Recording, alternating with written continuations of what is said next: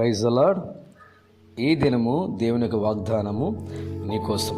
2 దినవృత్తాంతాల గ్రంథము 15వ అధ్యాయము 7వ వచనం. కాగా మీరు బలహీనులు కాక ధైర్యము వహించుడి, మీ కార్యము సఫలమగును. దేవాదేవుడు తెలియజేస్తున్నమాట, మీరు బలహీనంగా ఉండకూడదు.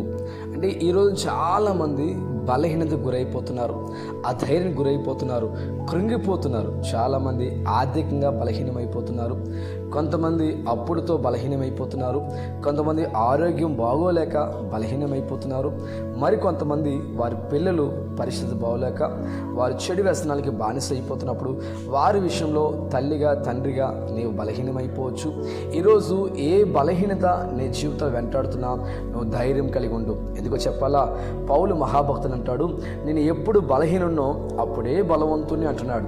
ఎప్పుడైతే బలహీనత ఏర్పడిందో పౌలు గారికి ఒక ధైర్యం ఏంటంటే, ప్రభు నాతో ఉన్నాడు, నేనెన్నడూ బలహీనుని కాదు, నా దేవుడు నా బలహీనతలో నాకు తోడుగా ఉంటాడు. ఈరోజు నువ్వు ఏ బలహీనత కలిగి ఉన్నావో, ఏ అధైర్య పరిస్థితులు ఉన్నావో, దేని విషయంలో నువ్వు కృంగిపోతున్నావో, ఈరోజు వాక్యం తెలియజేస్తున్నమాట, నువ్వు భయపడకు, బలహీనంగా ఉండుకు, ధైర్యం కలిగి ఉండు.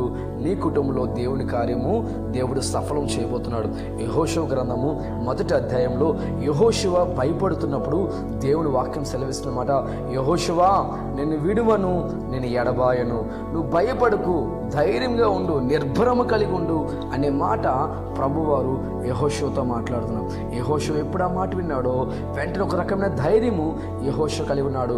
అవును, మోషేకి దేవుడు తోడైనట్లుగా నాకును తోడై ఉంటారని ప్రభు మాట్లాడారు కదా అనేటువంటి గొప్ప ధైర్యముతో యెహోషువ ముందుకు వెళ్తున్నాడు. కనుకనే యెహోషువ జీవితంలో గొప్ప విజయాలు, గొప్ప అద్భుతములు యెహోషువ చూడగలిగాడు. ఈరోజు నువ్వు ధైర్యం కలిగి ఉండు. నీ కుటుంబంలో నువ్వు ఊహించని గొప్ప కార్యాన్ని ప్రభు జరిగించి నీ జీవితంలో గొప్ప అద్భుతం జరిగించాలని కోరుకుంటూ ఈ వాగ్దానము నీ కుటుంబంలో ప్రభు నెరవేర్చి నేను ధైర్యపరిచి బలపరిచి నడిపించునుగాక. ఆమేన్, ఆమేన్, ఆమేన్.